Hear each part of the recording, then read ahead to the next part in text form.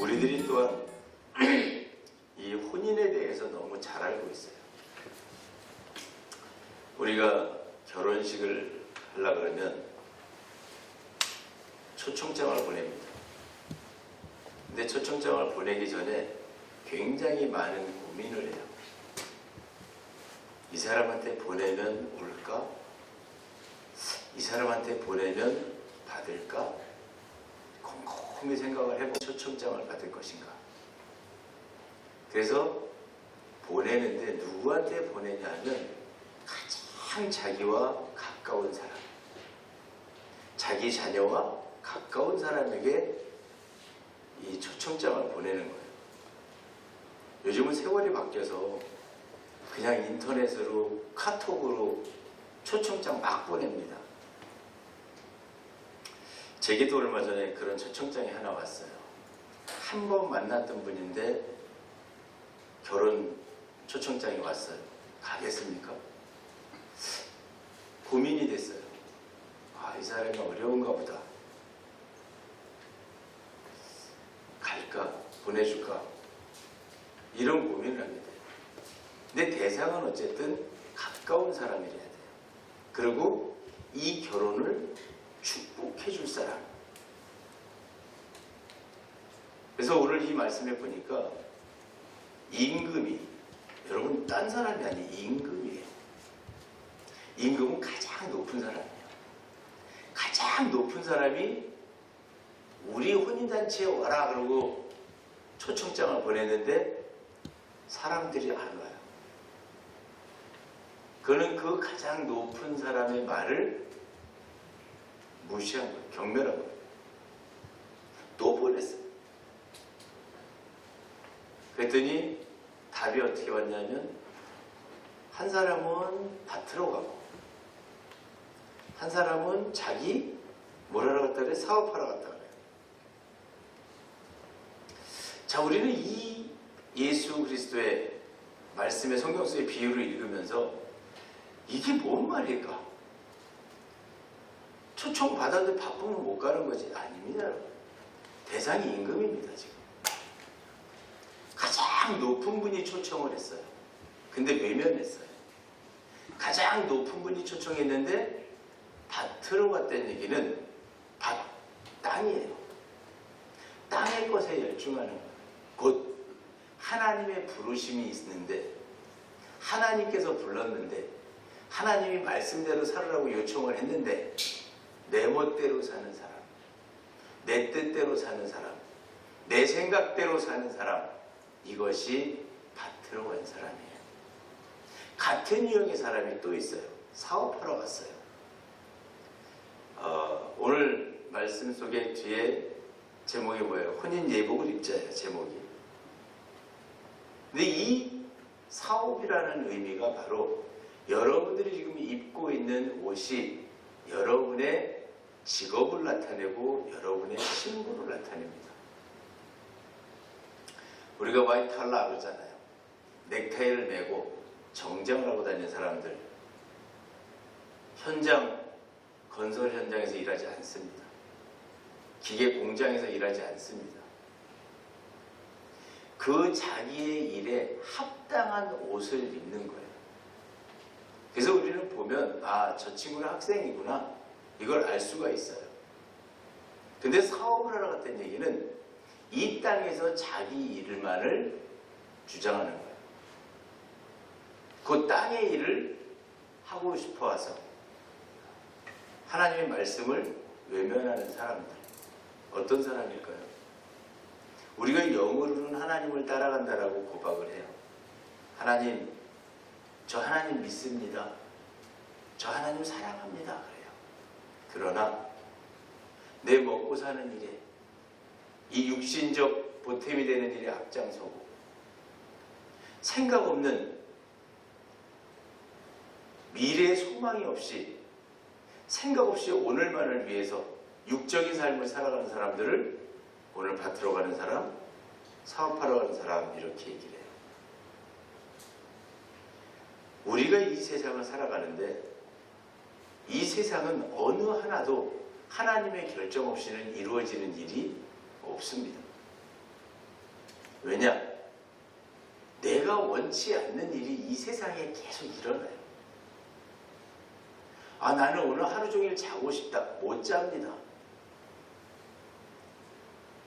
낮에 해가 뜹니다. 일어나라고. 그리고 이 자연의 만물의 소리가 내 귀에 들려옵니다. 또 밤이 되니까 안 보여서 움직일 수가 없어요. 그리고 소리가 달라집니다. 나는 새소리, 밤에 오는 부엉이 소리가 듣기 싫어요. 부엉부엉 그러고 울어요.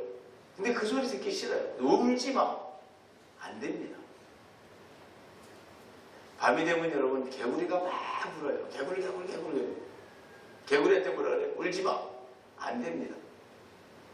개구리는 자기의 역할을 감당하기 위해서 울고 있고, 이 세상은 각자가 하나님이 내야 하는 소리를 내고 이것이 하루도 쉬지 않고 그날에 합당한, 그날에 꼭 맞는 일이 계속 반복되고 일어나고 있어요. 이거를 진리라고 해요. 이것을 더 깊이 들어가면 예수는 곧 길이요 진리요 생명이라. 보이는 말씀이에요. 예수님이에요. 예수님이 하시는 모든 일이 이 세상에 질서 있게 다 일어나는데 우리들은 그 질서를 무시합니다. 내가 자고 싶을 때 자고, 일하고 싶을 때 일하고, 내가 생각하고 싶을 때 생각하고, 내 마음껏 내 뜻대로 내가 하고 싶은 대로 행동합니다. 그리고 우리는 뭐라 그래요? 하나님 사랑합니다. 그래요. 여러분, 이거는 잘못된 이야기예요. 오늘 이 밭으로 가는 사람, 사업하러 가는 사람이랑 똑같은 사람이에요. 임금의 초청장을 받았다는 것은, 우리가 하나님의 초청장을 받았다는 것은 하나님이 나를 기억하시고 오라고 부르신 거예요. 그런데 오늘 수많은 사람은 이 하나님을 외면하고 있어요. 우리는 오늘 이 자리에서 우리가 오늘 여기 어떻게 와 있을까? 한번 여러분 돌아봐야 돼요. 나 믿음이 좋아서 여기 와 있어요. 하나님이 나를 선택했기에 초청장이 왔을 때 내가 얼른 달려갔어요. 성경은 그렇게 기록 안 돼 있어요. 성경은 분명히 하나님이 가까웠던 사람은 임금이 초청장 보낸 사람 안 왔다 그랬어요. 두 번째 또 다른 사람한테 초청장 보냈는데 또 안 왔어요. 그럼 여러분들은 여기 왜 와서 계십니까? 여러분들은 하나님과 가까운 사람들이 아닙니다. 하나님의 초청장을 받은 사람들이 아닙니다. 여러분, 성경을 깊이 있게 보고 우리가 이 성경을 깨달아야 나를 바꿀 수 있어요. 오늘 보니까 임금이 노예에서 군대를 보내고 그 살인한 자들을, 그 종들을 죽였더니 살인한 자들을 죽이고 진멸하고 그 동네를 불살랐다고 해요. 자, 어떤 의미일까요? 하나님이 부르는데 거기에 응하지 않고 그가 보낸 종들을 죽였더니 하나님이 노하십니다. 그래서 하나님은 성경에 있는 그대로 보니까 뭐라 그래요? 군대를 보내서 그 살인한 자를 진멸하고 동네를 불살랐다고 해요. 흔적 없이 없애는 거예요. 성경이 뭐라고 그럽니까? 누가 와서 밤에 와서 가라지를 뿌리고 간 것 같아요. 거둘까요? 놔둬라. 곡식이 상할까 걱정되니 추수 때까지 기다려라 그랬어요. 그래서 가라지는 단으로 묶어 불살아라 그랬어요. 하나님께서는 하나님 말씀 안에 들어오지 않는 자들, 말씀대로 살지 않는 자들은 진멸입니다. 여러분, 이건 냉정하게 생각하셔야 돼요. 하나님 말씀대로 안 살면 하나님은 뜨거운 불로 태워요. 그래서 어떻게 만들어요? 하얗게 만들어요. 깨끗하게. 자, 우리가 이 세상을 살아가는데 여러분 흰 옷 입고 안 살잖아요. 지금 머리끝부터 발끝까지 하얀 옷을 입은 시간이 언제 있을까요? 결혼식밖에 없어요. 결혼식 날 신부가 하얀 드레스를 입고 거기에 티 하나 없이 하얀 것을 입고 신랑을 맞이하는 거예요. 오늘 그 혼인잔치가 열리는데 오늘 이 초청받은 사람은 여러분 사실은 손님이 아니었어요. 누구였어요? 손님이 아니고 신부들이었어요. 이게 오늘 신랑 예수와 신부인 우리가 만나는 그 혼인잔치입니다.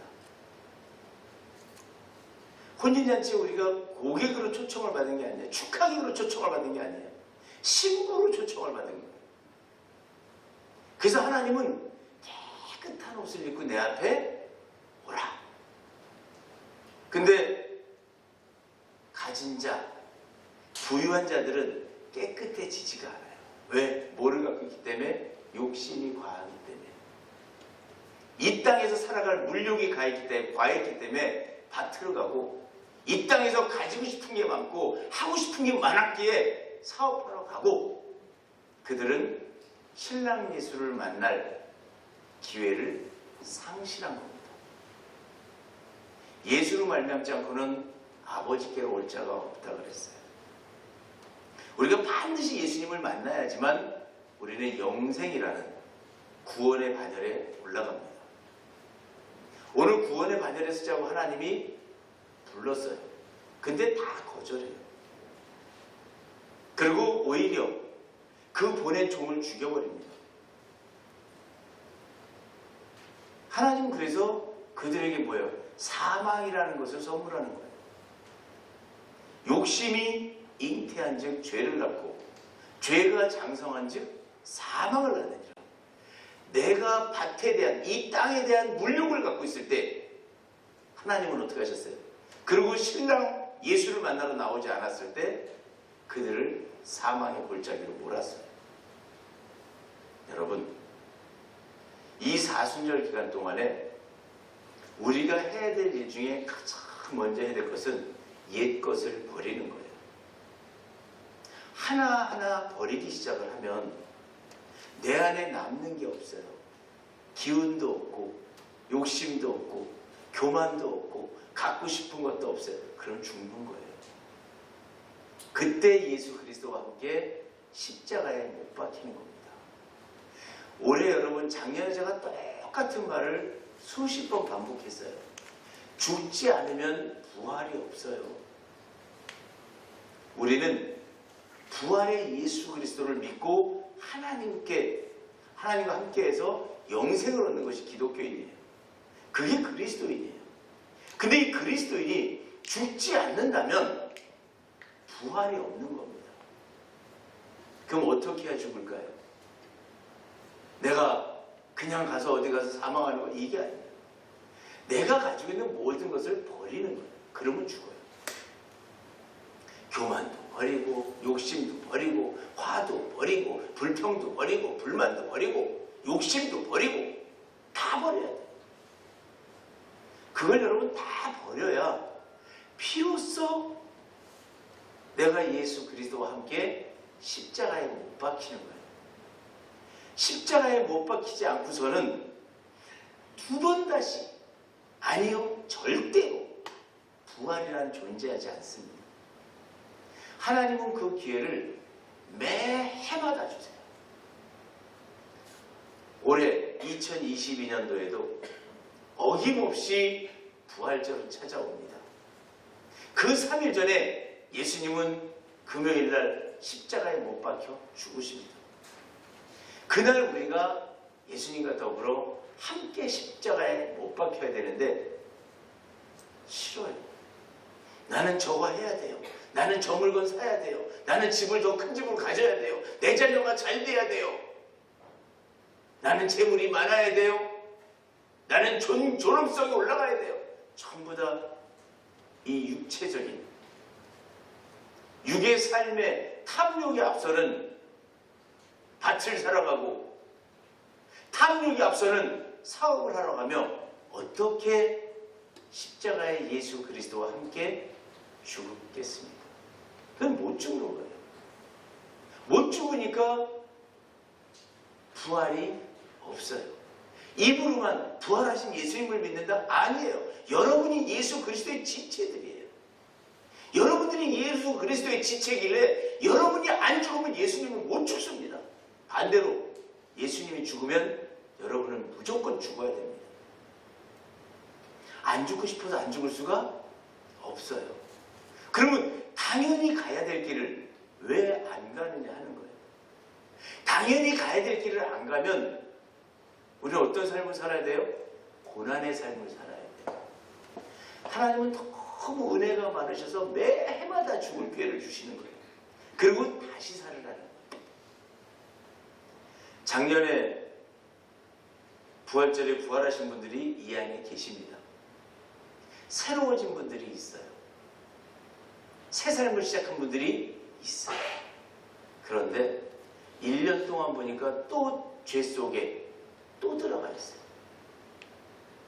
하나님의 이 죄의 유효기간은 잘만 사용하면 1년입니다.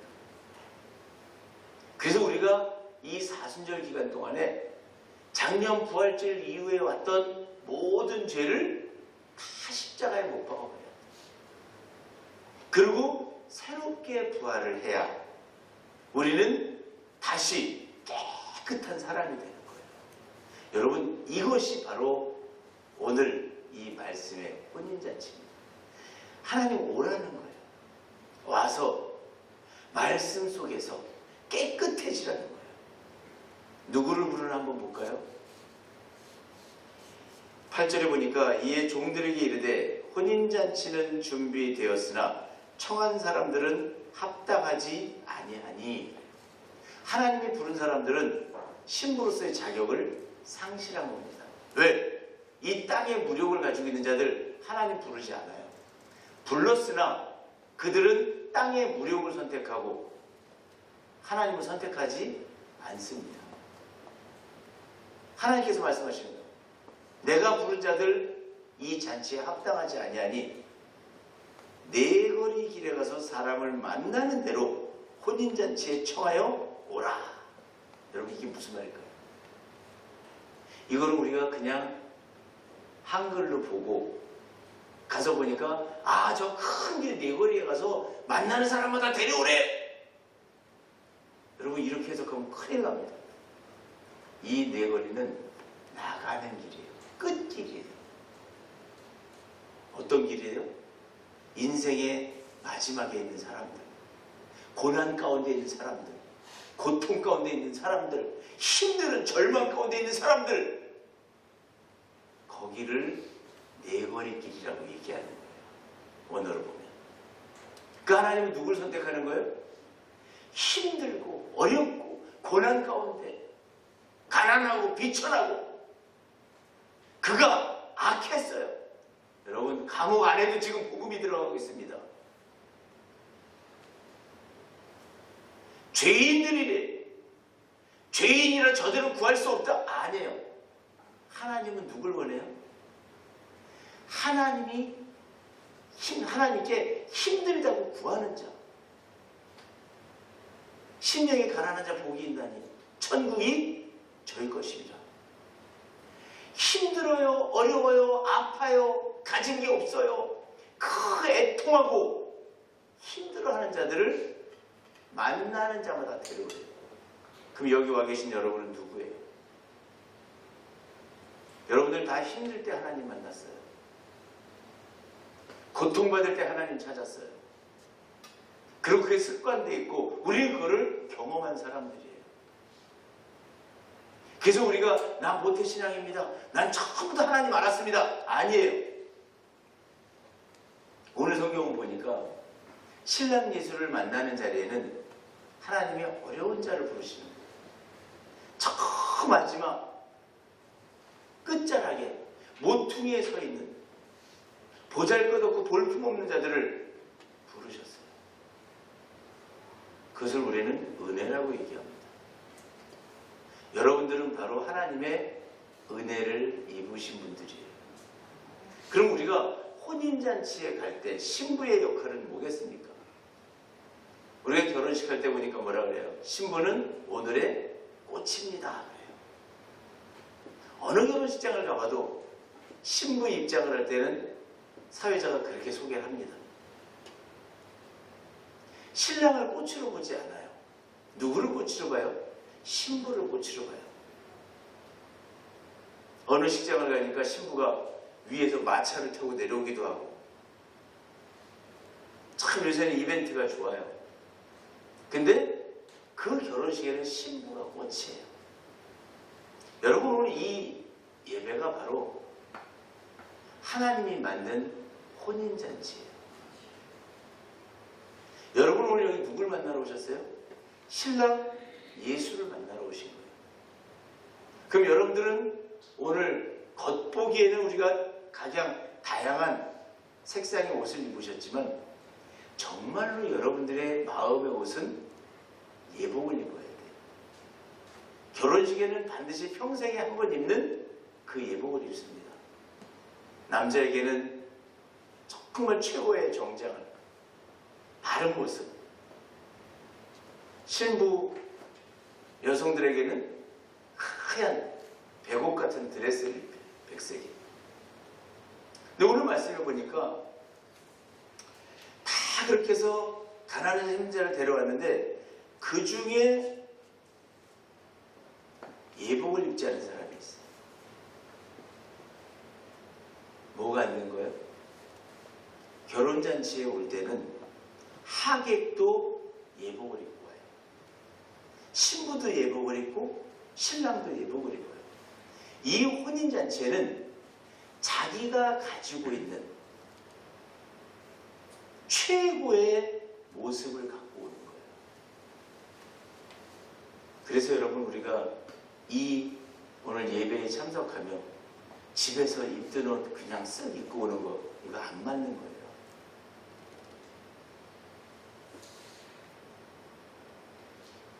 하나님을 만나러 오려면 옷도 이쁘게 정장을 하고 머리도 다 빗고 목욕하고 깨끗하게 하고. 왜? 오늘 누구 만나러 오셨어요? 왕 만나러 왔어요. 하나님 만나러 온 거예요. 근데 이 안에 그런 분들은 없겠지만 하나님이 딱 보시기에 뭐예요? 분명히 다 예수를 믿어요. 분명히 다 교회를 다녀요. 그리고 다 하나님을 사랑한다고 고백해요. 그래서 혼인잔치에 왔는데 예복을 안 입은 사람이 있어요. 곧 무슨 얘기예요? 깨끗해지지 않는 사람이에요. 우리는 신부예요. 신부의 위치에서 하얀 옷을 입었다는 것은 깨끗함을 얘기해요. 여러분, 하나님 만나러 올 때는 깨끗함으로 가야 돼요. 마음속의 불평, 마음속의 원망, 마음속의 욕심, 시기와 불평과 불만 다 어떻게 하고 와야 돼요? 내려놓고 와야 돼요. 그게 예복이었어요. 그리고 와서 깨끗한 모습에서 누구를 만나야 돼요? 신랑 예수를. 그 상태에서 말씀을 받는 거예요. 깨끗한 상태에서 하나님의 말씀을 들어야 그 말씀이 어디에 들어가요? 품 안에 들어가요. 그런데 내 마음속에 가득 찬 시비와 원망과 질투를 가지고 하나님 전에 나와서 무슨 말씀을 듣겠어요? 좀 확장해 볼까요? 2022년에 여러분들이 작년표를 지우지 않고 어떻게 새로운 거듭남이 일어나겠습니까? 조금 더 생각해 볼까요? 여러분이 죽기 전에, 나이를 다 먹어서 죽기 전에 나는 이 세상에서 누구를 용서 못해? 천만에입니다. 하나님은 뭐래요? 이 세상에 있던 모든 것을 이레이징 싹 지워요. 모든 기억을 지우고 영생에 들어가는 거예요. 이 세상은 하나님이 뭐하게 만들어놨어요? 또 하나의 축복이 망각입니다. 잊어버리는 거예요. 여러분은 모두 하나님의 지체들이에요. 거대한 신랑이 와서 큰 신부로 맞이하겠대요. 그럼 우리는 옛 것을 벗어버려야 돼요. 구습을 따라 썩어져가는 옛 습관을 벗어버리고 뭐 해야 돼요?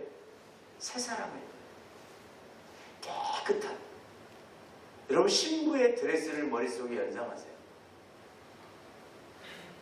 정말 흠 하나 없이 흰색 올 화이트로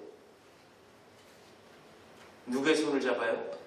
신랑의 손을 잡는 거예요. 이게 혼인잔치. 하나님은 오늘 우리에게 그것을 말씀하시는 거예요. 2022년 부활하기 이전에 우리가 뭐 해야 돼요? 다 지워야 됩니다. 그리고 깨끗하게 만들어서 신랑 예수인 우리의 신랑을 만나야 돼요. 그래서 여러분 부활주일에 흰 옷 입는 거예요. 부활주일에 목사님들 흰 가운 입는 이유도 바로 그거예요. 깨끗해졌으니까. 근데 하나님이 이 기회를 하루에다 줘요. 그래서 분을 내어도 해를 넘기지 말라 그래요. 일주일로 줘요. 일주일이 지나면 그 전주 거 달라집니다. 다른 일입니다. 한 달로 줘요. 한 달 전일 이번 달하고 다른 달이에요. 1년. 2021년은 2022년과 다른 해입니다. 하나님 올해 새 걸로 주신 거예요. 그 시점이 부활절이에요. 그래서 우리 부활절 이전에 이 사순절 기간 동안에 나의 모든 오명을, 나의 모든 잘못된 것을 다 내려놓는 거예요. 그리고 십자가에 죽는 거예요. 여러분 준비하세요. 무슨 준비? 죽을 준비. 예수 그리스도와 같이 자기를 부인하고 십자가를 지고 가서 그 십자가에서 죽는 거예요. 그 길을 똑같이 따라가는 게 그리스도입니다. 말로만 그리스도인은 이제 끝났어요. 어린아이와 같이 교회에 나와서 이제 교회에 나와서 나 교회 다녀요가 아니에요. 나 다시 살았어요가 돼야 돼요. 나 다시 살았어요. 나 다시 일어났어요. 여러분 이게 돼야 돼요. 우리가 진정으로 이 땅에 이 사순절의 의미와 십자가의 죽으심의 의미와 부활의 의미와 승천의 의미를 안다면 여러분은 행복 속으로 들어가게 되겠어요. 오늘 마지막에 성경은 이렇게 말합니다.